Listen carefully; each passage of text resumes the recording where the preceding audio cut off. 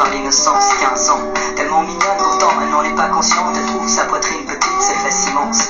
Elle se fait des tripes, elle pense qu'il faut qu'elle change. Elle voudrait se sentir unique, mais elle se sent juste différente. Elle se déteste, elle noie dans les complexes. Ses copines ne parlent que de sexe et elle stresse parce qu'elle est encore vierge en secret. Chaque soir, elle rêve du prince charmant. Même si elle sait que ce genre d'histoire n'arrive que rarement.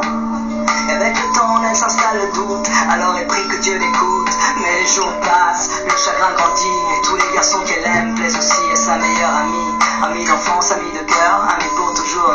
Le genre d'ami qui te trahit pour une histoire d'amour.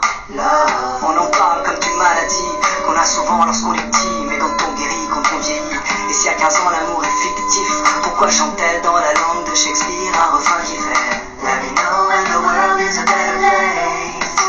Maybe then I'll come back. Now I'm going to outer space, looking for another place to crash. Let me know when the world is a better place. But now you have to let me go. I'll meet you there on the patio, where Juliet met Romeo. Il est peace, enfin c'est ce que ses amis disent. Le genre de gosse qui n'aimait que des ondes positives. 16 piges, si romantique, pas le type classique qui ne pense qu'avec sa tête. Enfin comme tous les mecs qui pensent tout le temps au sexe. Mais ça n'empêche que son rêve est de trouver Juliette. Mais plus il cherche et plus l'espoir faiblit. Et l'on oublie le sens de la vie. Il maudit l'époque, il trouve les filles trop agressives. Souvent ça le bloque, lui qui rêve d'une fille timide. Il le sait que c'est stupide et qu'il est trop difficile.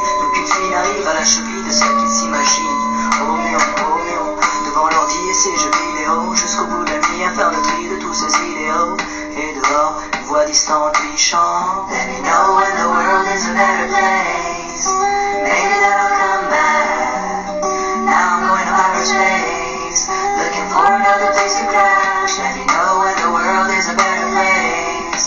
But now you have to let me go.